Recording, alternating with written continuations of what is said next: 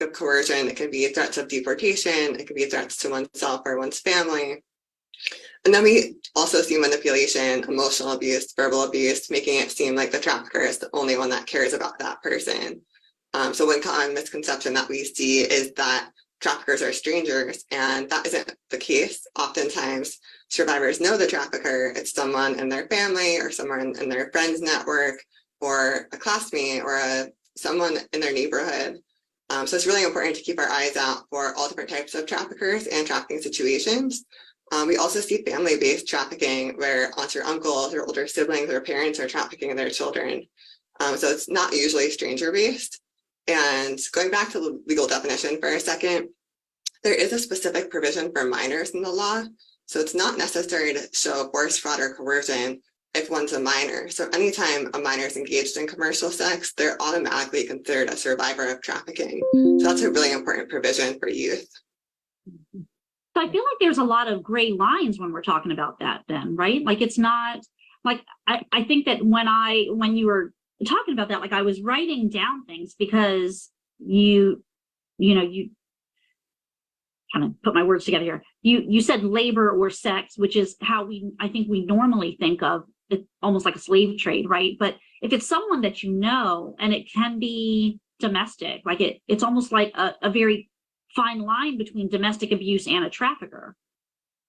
Exactly. So we often see intimate partner trafficking, which is definitely a combination of intimate partner violence. When you think of that cycle of power and control and all the different ways that an intimate partner can control or try to maintain control over their partner, those same tactics are used by traffickers. So the emotional abuse, the verbal abuse, financial abuse, all those things are very similar. So a lot of times we see what we call Romeo pimps, which is someone who at first seems to be the best boyfriend or girlfriend, the best partner, showering the person with gifts and affection and dates. And then a few months later, then they're demanding that the person engage in commercial sex. So the person turns from intimate partner to a trafficker. And within that, there's just intimate partner violence in general. So there is a lot of overlap.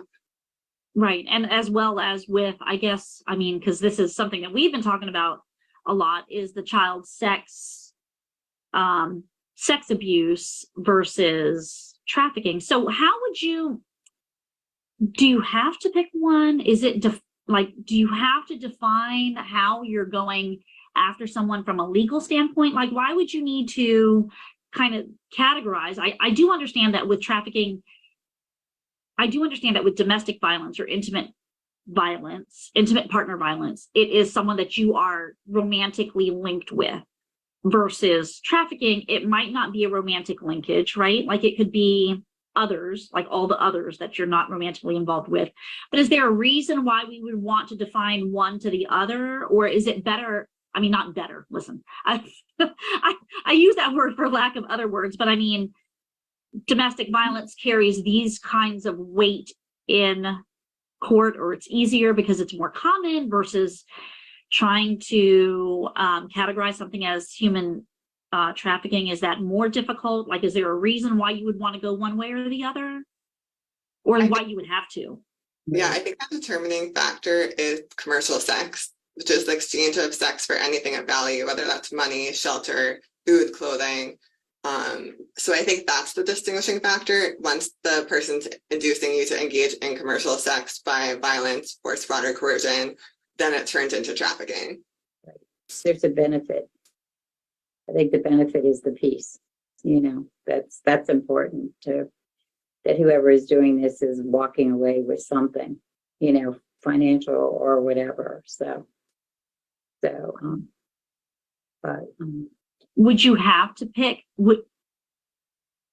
Can it be like a dual? I think we talked about this in another episode that we did, where you could use both terms. Like, can you do that, or do you have to kind of categorize in one way or the other?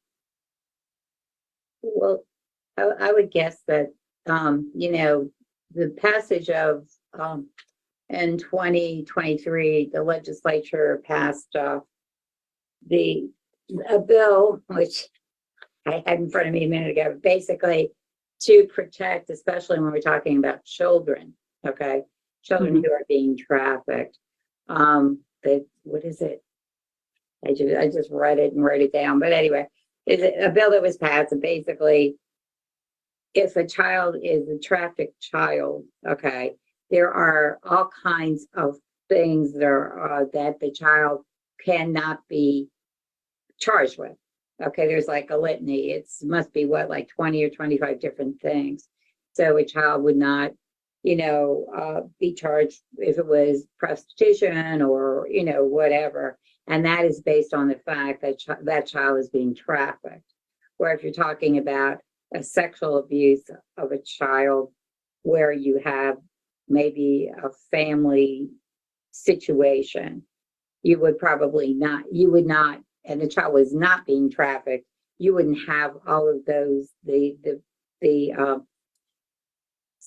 different safeguards that are written into the law. So I think that's probably one of the differences and why you would make the decision whether the child was being trafficked or whether the child was being sexually abused by a family member, coach, or whatever. So I think those would be the two differences. I don't know does that make sense? I think it's so great that you brought up that law. I think it's the safe harbor law that provides immunity for minors who are being trafficked. Right. And that raises a whole other issue of the fact that survivors often are not identified in the systems and often don't self-identify because trafficking is this word that who knows what that means. Right. So safe harbor provides these protections to minors, and for adults we don't have that, but we do have vacator, which is basically relief that enables survivors to petition the court to overturn their convictions and expunge their criminal records if it was a result of trafficking. So criminal record relief is a big area for survivors. Mm-hmm. I think we've had the experience of going to court with some victims who, are dealing with. I have one who actually was trafficked and then sold just to someone else and is now not in a really managed to escape him, but has a child by him. And so we have violations, like Sandra said, domestic violence situation where we are going to court with for violation of protective orders, and all this stuff. And then on the other side, there's the custody stuff where he's using the child as, a way to try to, intimidate and victimize even more than, trafficking victims are. So, I mean, there's this whole, balance of, her trying to make sure that she can get custody and get her child out and get away, but then she's getting pulled back in because of the support issues. And, he keeps moving back the goal line because he keeps changing the date. We just had a court date. Now we're going later again. So he's trying to manipulate the system so he can, do whatever he can do to make things harder for her, who is trying to just actually get away and be able to be on her own with her child and be safe. So it's, there's an awful lot when you talk about the manipulation of it and why people are like boxed in and it's so hard for them to actually get away. And yet she's totally terrified of him. It is really, really difficult, so. I completely agree. I think especially family law cases, it can be very difficult when there are traffickers involved or somehow the traffickers involved in the family. Because sometimes the survivor's fitness to parent is called into question, even though they're the one that survived the trafficking experience. Exactly. Right. So I appreciate what you said about the manipulation. Yes. And I totally agree with that because they don't want to let anybody know what has happened because they're afraid that somehow their value as a parent will be questioned because of that. And I thought that's a great point to bring up, because, if you really think about it, I mean, it's, they're, so, I don't want to say victimized, but I mean, there are so many boundaries or so many that they have to keep jumping, to get to where they can be safe, because there's always the roadblocks keep getting thrown in. Like I say, the whole idea of not really wanting to tell people what their situation was, because they're afraid, number one, they'll be judged. Number two, there might be some, ramifications because of it. So you've already, you've got that other box that you've got to hop out of and move forward on top of all the other stuff. So the criminal is really, trying to get them, out of the criminal situation, or when they've been charged, we also work with them in those situations. It's a little bit stickier for us because we're not supposed to really represent defendants, but if they're trafficked, that's, we work with them and do whatever we can do to talk to the state's attorneys to get the things dropped and, have them understand what's going on and all of that. And so now with this, hopefully with this new law, that will assist too, because it will make it easier, to get them out of the criminal situation. Because if they are found guilty of things or something like that, then that impacts where they can go from there, their life, all those other things. So it really is, it's so hard to get away. Usually with the domestic violence, at some point you can just walk.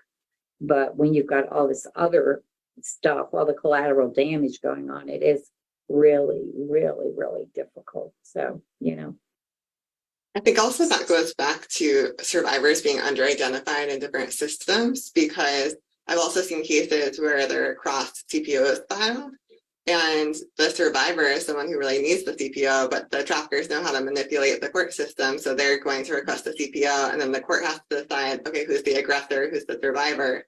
Mm-hmm. So I feel like it's a never-ending issue. We had a case not too long ago where again, this is this girl who is in the middle of this mess, and it was a violation, and we did a 2-day trial, and she basically had said he had assaulted her. They were supposed to be doing visits with the little girl, and she met him somewhere where he could pick the child up, and he was supposed to pick her up and then take her and then bring her back. And in the course of that, he's starting to go after her and assault her and everything. And so she presses charges. We go before the jury, and the jury finds him not guilty and says they both should go to counseling because they have to raise the kid together. It's like, yeah, thanks. But the other part of that was we did not want them to know her history, because we did not want to risk the jury coming down and having a bias or something else in terms of all of that. So, it's really, you're 100% right. They know how to manipulate it. They know how to work it, and she at one point had gone to the hospital for a few days, to get herself straightened out, and he used that against her. Oh, she's crazy, she can't have a kid. It's really, so it's all the same manipulation tactics that are used in domestic violence and unhealthy relationships. And so it's really, there's just so many obstacles, and all the things that we talked about are still very domestic sexual related, but there's also the labor component of human trafficking. Right. So what are, and then I do have a couple questions that were asked online. So what are some other labor? I do know that we have a family that thinks that human trafficking was involved with their son. Pauline, you'll know exactly who I'm talking about, where their son was hired for a duty. In return, he was going to get support for a side project that he had. Mm-hmm. And in that instance, other things were involved in which, while he was doing this labor, where he was killed. Mm-hmm. But the point being is that it was labor involved. So what are some things, I gave one example. What are some other ways that labor is involved instead of the sex portion or the domestic violence portion of human trafficking? We primarily work with sex trafficking survivors, but some examples that come to mind for labor trafficking really center around domestic work. So jobs that are supposed to be housekeeping jobs or nanny jobs, and they become actually exploitative. Mm-hmm. Yeah. Okay. For like a green card or for citizenship, or like, is it, what are the usually the back end results that they think that they're getting? Mm-hmm.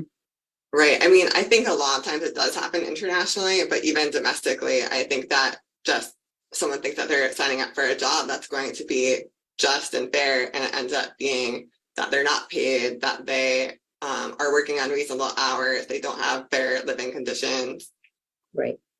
Nice. Okay. Well, those are great examples. I think just trying to put that side on, because I do feel like it is, I feel like when we talk about like sex, the sex portion, it's kind of like partially how I think of it in my head. So, I mean, it's nice to make the connection that some of my thoughts are right, but also that there's this other side that is someone being a nanny, and then all of a sudden you're not just a nanny, you're a XYZ and all these things, and you're going to stay here because you have nowhere else to go, because I plucked you from your home state and took you wherever, whatever it is. So the question online from Alonzo, you're welcome to join us.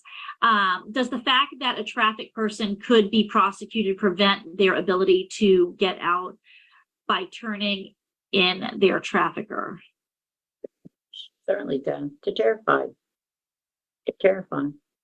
Yes. All the traffickees are just scared to come out, which is, again, very similar to domestic violence. Everyone's just scared to make the move. What happens if you go through that process, or you try to go through that process, and the person walks? Then what? Then what happens to you? And especially in a scenario where you have a child or something like that, it's extraordinarily difficult. I don't, just in working with a couple of clients, it has really impressed me how strong they have to be to try to get out of this, because it is not simple. Once you're, they don't have any real say about any of this.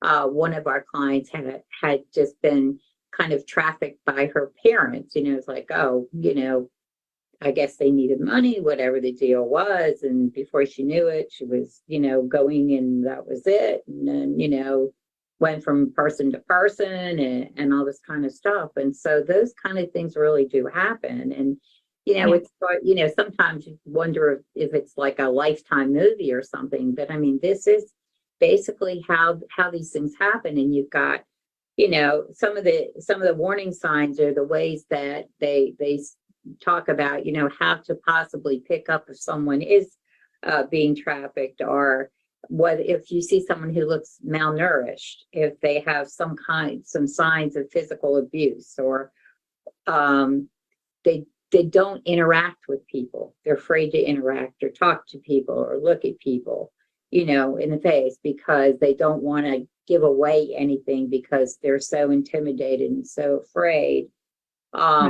That, have absolutely nothing to do with law enforcement or anybody in authority, because they're afraid that would be a reason for them to be punished or, whatever. So they stay away from them. If they I mean, that's part of that manipulation as well, right? Because I feel like, you decide that you're going to make a move, and then it's your word against their word, or the trafficker or the whoever is like, oh no, she just and they're just it's one person's word against another, unless all these other things happen. So in addition to where do I go, where am I going to stay, who XYZ and all these other things, you've pretty much got your hands tied. Like, there's so many complicated things to go on. So we're going to talk about resources as well, towards the end of this. So get your pencils and pens out if you need all those things. So who's at risk? Is it only women? Because I think in our heads, right, like we think of young, vulnerable women, but what does that look like? So in Amara's client population, our clients are primarily women of color who have experienced poverty, homelessness, housing insecurity, and trauma. That being said, definitely boys, girls, people of all ages, people of all nationalities are at risk. Anyone can be trafficked. What we do see is that traffickers prey upon vulnerabilities. So they prey upon marginalized groups. This includes people in the LGBTQ community, it includes people of color, it includes people who are disabled, it includes people who are that are foreign nationals, or who have limited English proficiency. Anything that a trafficker might see as a vulnerability, that's what they target, because they want someone who they feel like they can easily control. Exactly. And no one is looking for, you know what I'm saying, in terms of someone who, you know, maybe the family they're no family members, or they're here on their own, or, you know, all of those things. So nobody's asking questions as to what's going on either, is another, you know, so they can do what they're doing in secret, or, you know, and there's not a lot of pushback on, you know, as to what's happening. So, you know, whether they're missing or you know, what their state of wellness is. Yeah. So I mean, that's one of the biggest things. So that's definitely interesting. I think the list of just vulnerable people and what vulnerable people look like, because vulnerable people can look like anything. I mean, they can be someone who is financially vulnerable, or, you know, like you said, limited English proficiency, or foreign national. Maybe they're here illegally, and you know, we've found, you know, with our, I always say Hispanic speaking, because I know that there's like a huge focus on that, but anyone who has the limited English, like you said, where if they're not here legally, then they also don't want to alert the police, or they don't want to alert, you know, the government, because they're also scared of like being deported and what that looks like. And so just using those fears of, you know, the government really kind of behooves a trafficker to kind of identify these people that are vulnerable, and you know, can make them, you know, easy targets. So that's definitely interesting, but I definitely wanted to make it so that it's not just women. It really can be anyone. It really can be anyone. And the example that I gave with the one case, it was a young male, a young you know, American-born male. So what should we do if we think someone's trafficked? What, like, you know, you see someone, you're like, man, you know, it might be domestic violence, it might, something's not right, or whatever. I mean, like, you know, I feel like as we become more alert and aware of issues that are going on,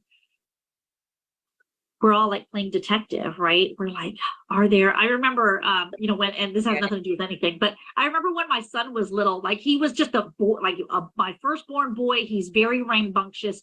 He used to have bruises all over his body. And I used to just worry that I would take him to the pediatrician and they would think that I was beating him. Cause you know, he'd have bruises, and I said, listen, he's 3, you know, he's jumping off of things, like he's got all of these.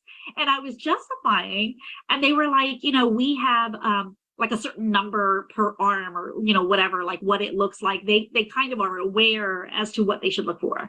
So I feel like us, you know, backtrack to our conversation is we're constantly trying to be detectives, and we're like, okay, this person, this doesn't add up to this, and A plus B is C, or, you know, whatever. Like, what should we be looking for? And say we think something is going on. Like, we don't want to, I guess this like totally like TV lingo, like we don't want to spook the trafficker. We want to help, but we don't know how. Like, what does that look like? How can we help? Should we talk to the person who might be trafficked? Like, what if, how do we get involved? Should we get involved?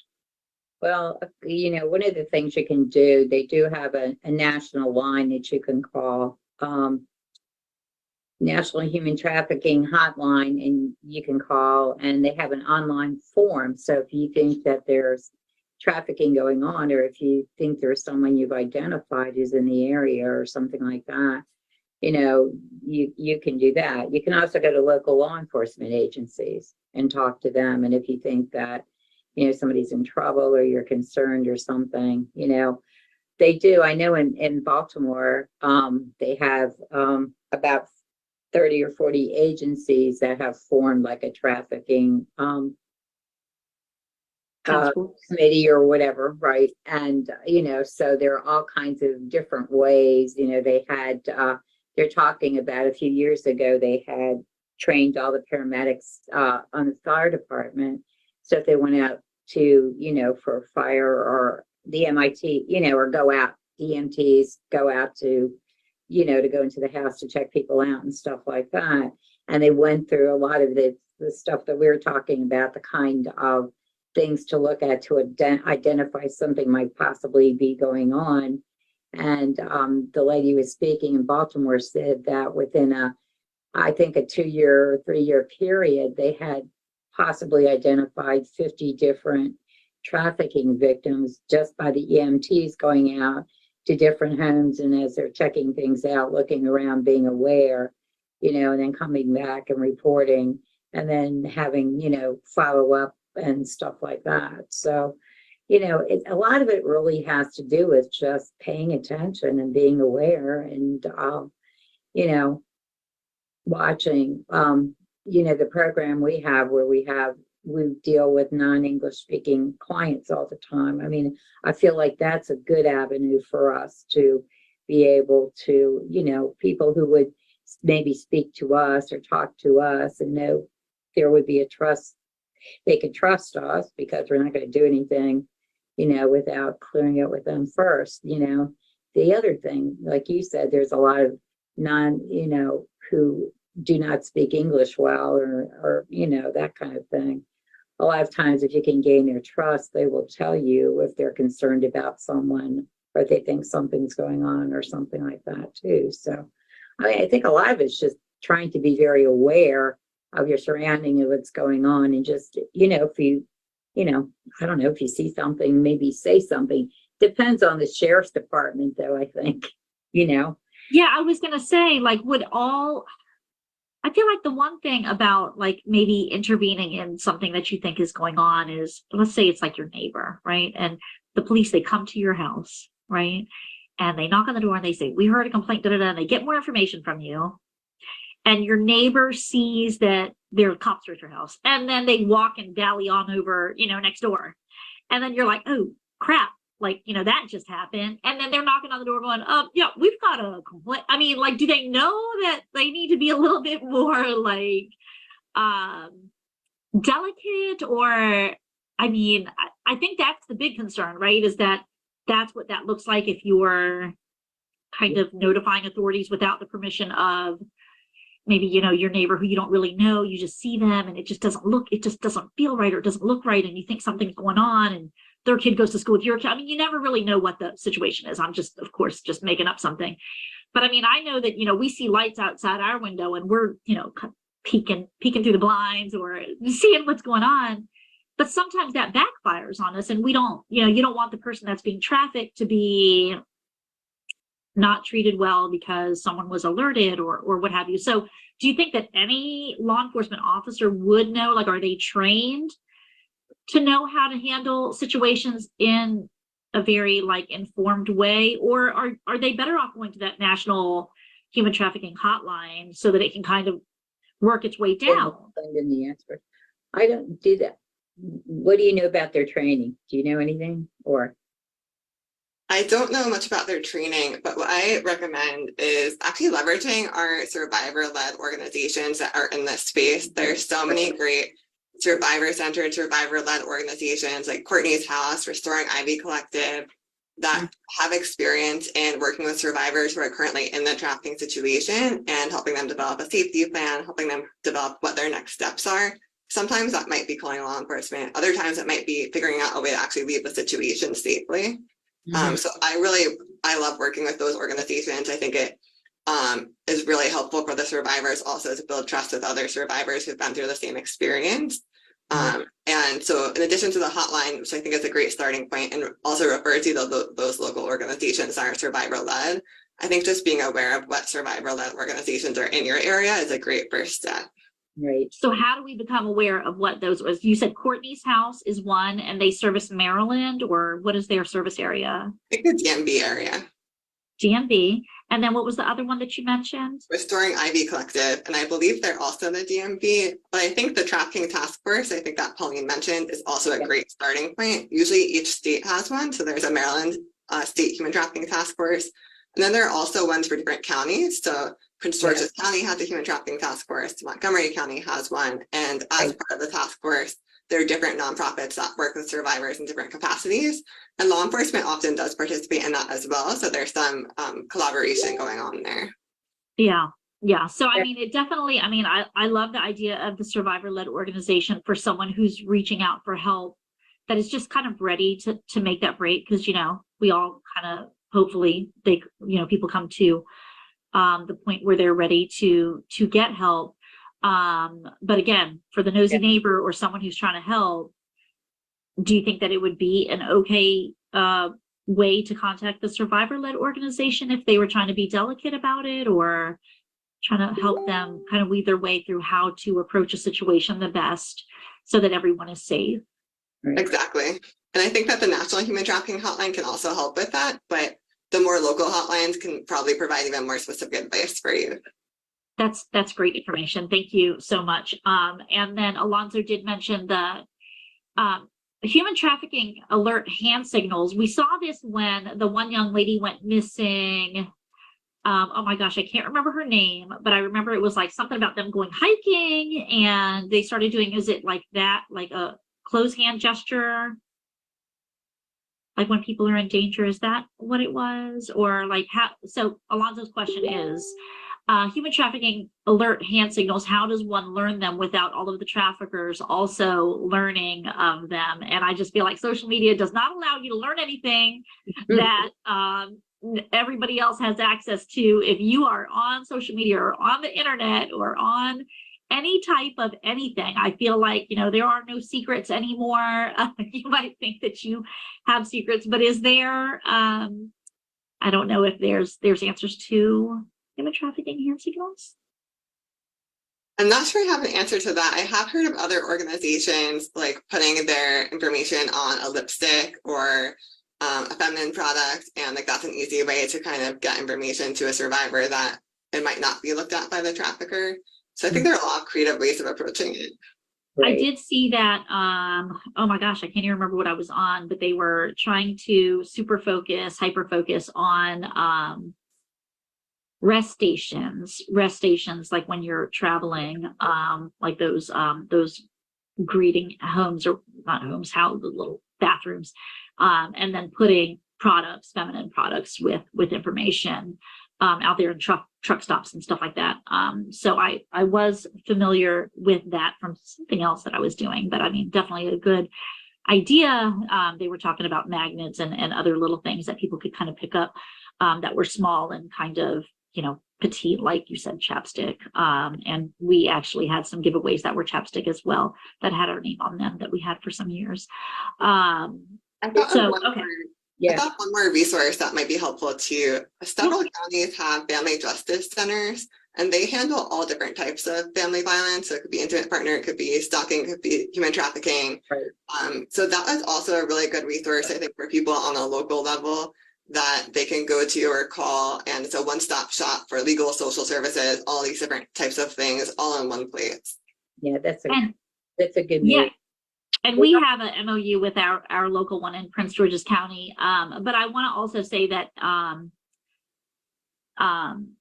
if you are unaware, if there's a family justice center, or maybe you live in one of the outliers in, we service all of Maryland. So one of the outliers in Maryland where you might feel like there's less resources available to you. We do find that there's heavy resources in highly populated areas. So maybe like if you were kind of like on the Eastern Shore or Western Maryland where it's not as populated, you might not feel like there's resources near you. Feel free to reach out to the next closest one. I mean, our nonprofit organizations, they're so amazing. I mean, COVID really taught us what nonprofits do and how we really kind of try to join hands and work together as much as possible. Funding is always tight, but the reason for our existence is always the same, and we're always trying to do better.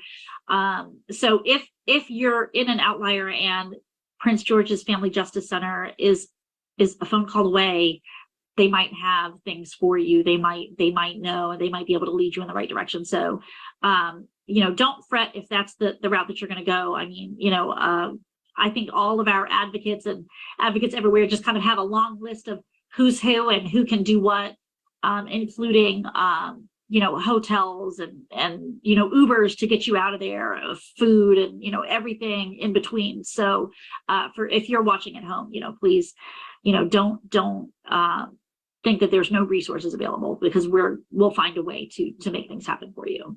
Pauline, I see that you want to add something. Well, a couple things. First off, Red Cross. Red Cross is everywhere. Okay, so if they need help, if they're hungry, if they're hurt, if Red Cross can come in, take them, and then make sure that they are placed wherever they need to go for whatever their particular needs are. So you've got Red Cross all over the state, in every area, rural, wherever it is. So that's the first thing. Second thing is hospitals. I know Baltimore City has an entire structure of different hospitals where they can just walk in, and they walk in the door, and then they have they can have a exam and make sure they're okay, and they can take care of them. They can send them. There's a whole string of resources and stuff that they're able to provide once they walk in that hospital door. And so that's something for people to think about too. So in those kind of places might not be as scary because they aren't law enforcement or something else. So I mean, these are people who are just willing, if they're not ready to leave yet, but if they're in need of medical assistance, if they need food, if they need anything, then they certainly can help them with all those things. So I mean, and we certainly have resources.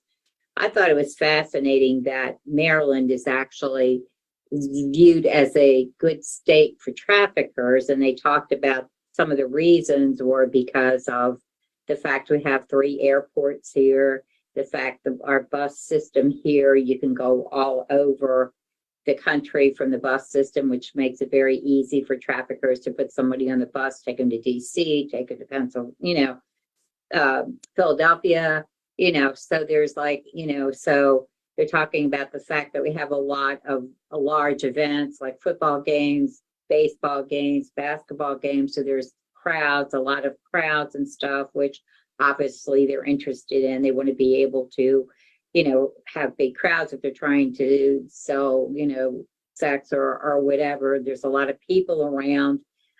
So there's a lot of reasons.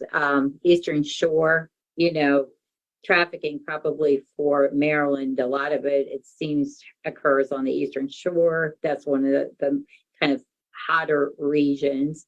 They talked about, I think it was California, Texas, and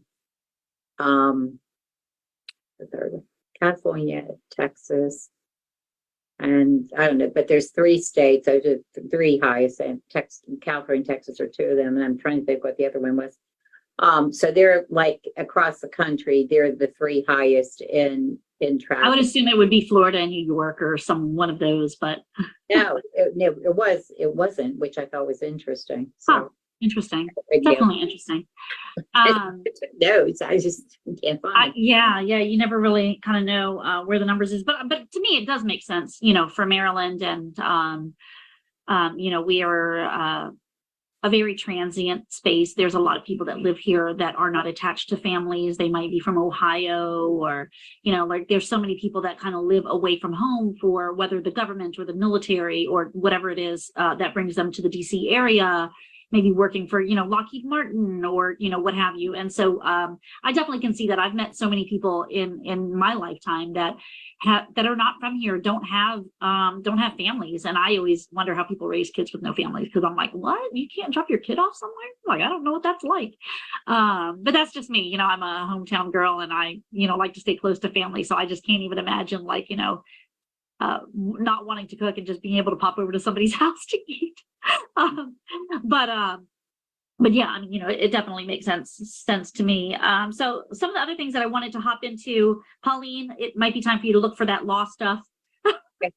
Okay. Let's hop into the legal things that Amara Legal Center helps with. We talked about it briefly before we started recording, but wanted to give Caroline a chance to define what they do and how they can help. I think that there's, we talked about a lot of different reasons why people don't leave. And I think that Amara tries to break down some of those reasons. So it's all yours, Caroline.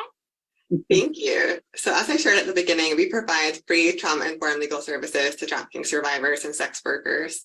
So this includes family law. That's one of our top unmet legal needs of survivors across the country, actually. And so we handle custody cases, divorce cases, child support.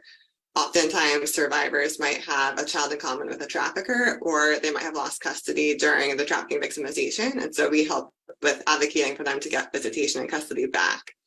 For civil protection orders and peace orders, we support survivors who are looking for a restraining order against the trafficker for themselves and their children. And then we also do name and gender marker changes. Sometimes survivors would like to change their name for safety reasons. And sometimes our clients don't have gender identities listed on their identification document in a way that accurately reflects how they identify. And so we'll help them change the gender markers on their IDs. And then on the criminal side, we do criminal record relief. So a little bit what we spoke about earlier with vacating convictions. So asking the court basically to overturn a conviction if it was related to the trafficking, and then to clear that criminal record so that our survivors can pass background checks, get employment, get housing. All of these things pose such barriers to survivors as they try to move forward. If they can't get stable income and housing, oftentimes they can be re-trafficked. And so criminal record relief is really a big practice area for us. We also do some misdemeanor criminal defense, as Pauline was saying, that survivors are often arrested for prostitution or related offenses, even though they're being trafficked. And so a certain level of advocacy is required for those cases to show the court and the prosecutor that this was a victimization. And then lastly, we do victim advocacy, which I think is very similar to what you do, Pauline, supporting survivors who are testifying as witnesses against the trafficker in a criminal case. So we really focus on working through the whole case from filing the police report all the way to testifying at trial and requesting restitution. All of our services are trauma informed, so it's really important to us to try and meet the client where they're at. So that means both physically, we'll go to shelters, drop-in centers, wherever the client feels most comfortable meeting. But we also go at the client's own pace. We exercise a lot of patience and just understanding that trauma affects everyone differently. And so there's no one size fits all approach. It's really based on the client and what their needs are. Right. Okay. And how your service area is? DC and Maryland. So DC and Maryland. So all of our supporters in Maryland, and then DC, and then I'm sure you guys have resources for our surrounding states. So if you feel someone is in need of the services of Amara Legal Center, so the big thing is that I think that a huge difference is that family law component, because we don't, Maryland Crime Victims does not take on that portion, which is a lot of messiness, and is probably the primary reason why people don't leave, because they don't want to leave their child, or something ugly is going on, and having to make these decisions as to what your family looks like and what you can take and what you can't take. Things that are physical items are just physical items when we're talking about children. It's a whole different story, right? And even like the family, that we talked about earlier. So thank you so much for that. And how many do you guys do all of Maryland? Yes. Okay, all of Maryland. And about how many cases do you guys take on per year? So we serve about 100 clients per year, and it's interesting because a lot of clients come to us with more than one legal case.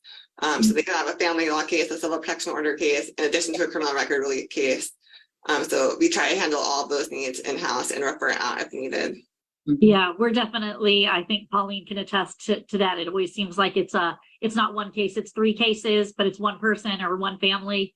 And then of course, like you said, with the victimization, like it could be, a family of 5, or, who knows what that looks like. Gosh, I had one more question.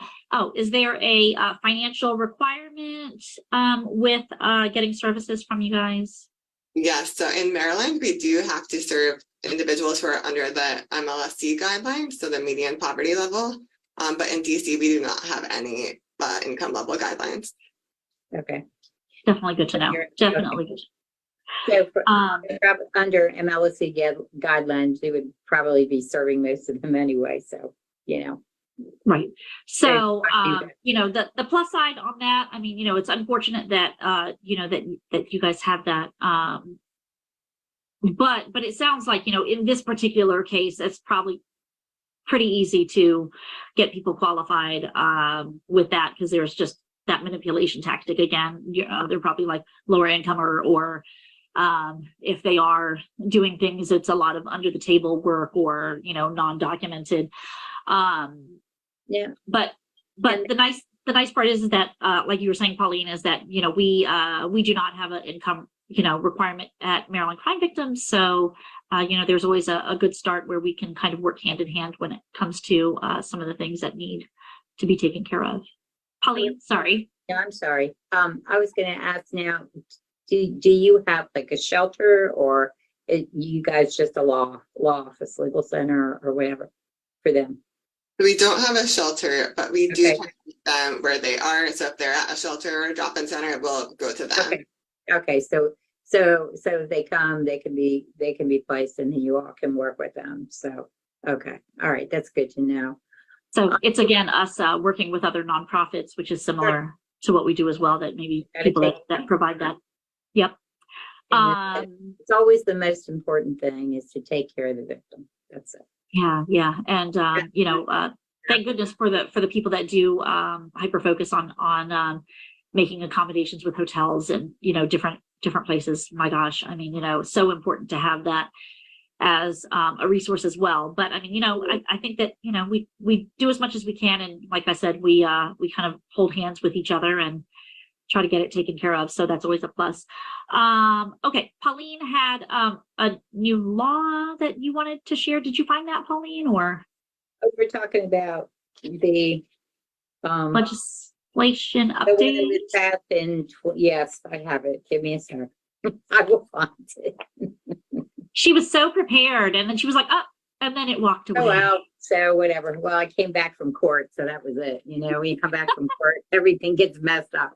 Anyway, I mean, that's what the law that we're talking about, where we were talking about children and the, here we go, safe harbor state for child victims. And they passed that in 2023.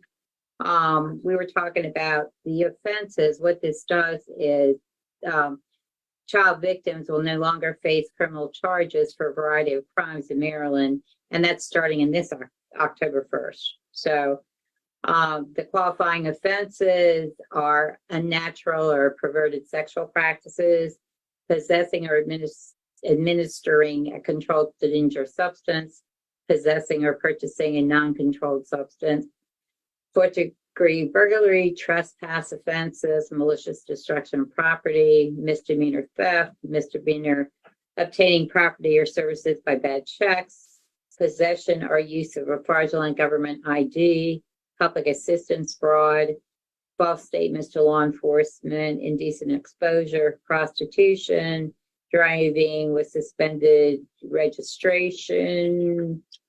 Let's see, I think there was more. But anyway, those are the so what they're basically saying is if they're a child, a minor, and they're arrested, they're not charging them with these, and they figure out that they're being trafficked, they won't be charged with any of these particular offenses, because of the nature of being trafficked and what, why they may have committed some of these offenses. So that's really, so that was the whole idea of the law, was to try to protect the children.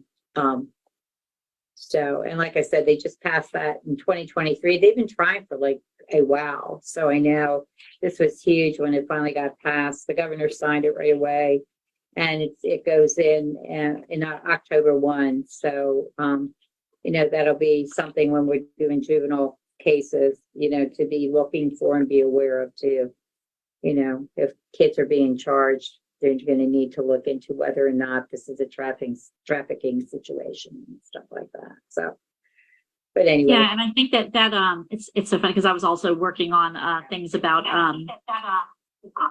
identity theft and stuff like that they're taking from children, like using children's identities to get things done. Let me see it. We start talking about that, right? So. Yeah, there's just so many, let me see. I appreciate that you read the list of offenses, Pauline, because as you were reading them, it's so true that it matches the reality of what our clients face. I think a lot of people think it's just prostitution related offenses, and while that does happen, it's also things like theft or drug possession because the trafficker gave the person drugs to hold on to right before the police pulled them over or something like that. Exactly. And some, you like you said, they're being used in so many different ways, and then the other stuff, I mean, just indecent exposure, because they might, they're trafficking them, but they're not feeding them, they're not giving them clothing, they got nowhere to go, all of those different things. So theft happens, sure. If they're hungry, they're going to steal food, they're going to steal clothes and stuff like that. So you really have to think about the whole lifestyle, all of the things, all of the things. all the collateral issues have to come in when you're talking about trafficking victims, especially when you're talking about the teenage ones who've gotten into it, can't get out of it, don't know what to do. Maybe they're trying to get away, but it's hard to escape when that's the only person who offers you anything. And I think that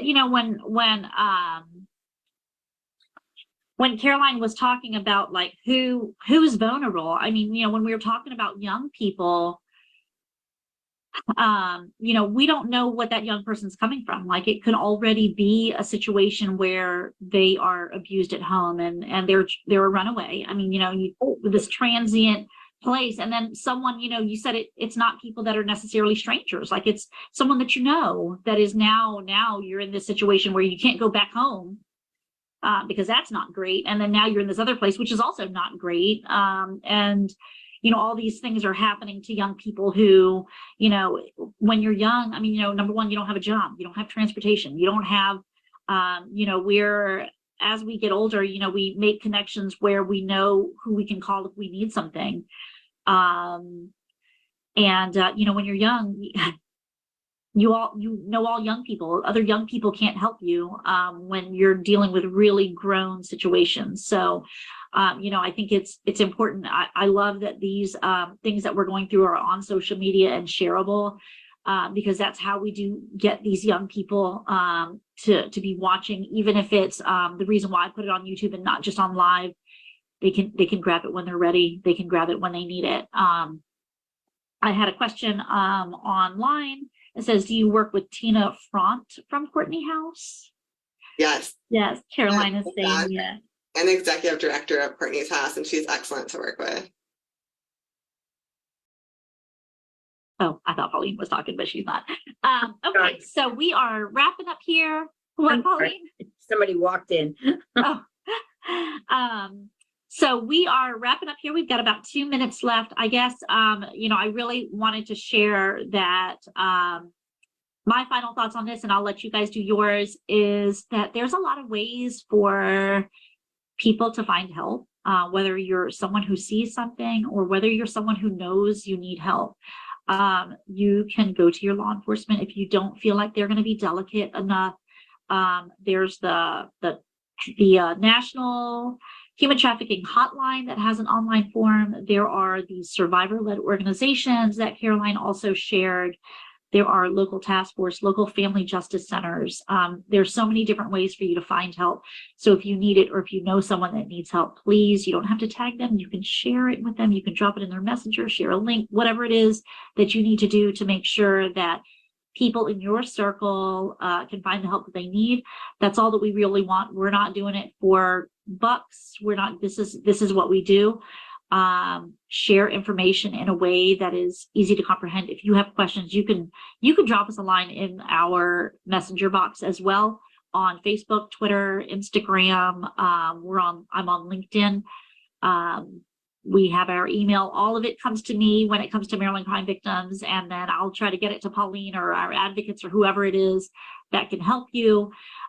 So please feel free to share this with your circle. It's so important for us to share information so that everyone kind of knows, even if it's 5 years down the road, hey, you know what? I saw something 5 years ago. Let me go try to find that again. So just make sure that you're doing your part. Caroline? I echo all of that, and I thank everyone for tuning in today and for having us here. I would just encourage everyone to keep learning about trafficking. It's an issue that I think sometimes gets attention in the media and then we forget about it. So keep learning, keep going to events like this. Amara offers Human Trafficking 101 presentations for different organizations. So we're here and we're available if you want any more information. Mhm. Well, thank you Yeah. for coming. It's great to hear about your organization. Like you said, we certainly love to partner with you, help you, we can help each other, obviously make referrals or whatever. So it's wonderful to learn about you all and what you do. And like you said, it's really, really all about the victims, just meeting them where they are and giving them whatever they need. Because, when you're talking about people who are in that situation, trafficking, there's a lot of needs, there's a lot of collateral needs, and they need all the support they can get. So, and if you think there's something going on, don't hesitate to call someone, and have them check it out. I mean, if you think there's something weird going on in the house down the street or something like that, they do train police officers, they do with law enforcement. I know, like I said, the program they did with the fire department in Baltimore City, they taught all the EMTs what to look for, and it resulted in at least looking into 50 different cases. So, it's out there and it's all around us. And so you've got to be aware. So thanks a lot for coming in. And like Sandra said, give us a call if you need anything. And, Yeah. So again, thank you guys for being on. It's always a pleasure to learn more information. And although Maryland Crime Victims doesn't hyper focus on human trafficking, it is some of the work that we do. And love to work with our partners to make sure that people get what they need. All right. Thank you guys so much. And we will see you guys again next month. Thank you. Thank you. Thanks. Bye-bye. Bye.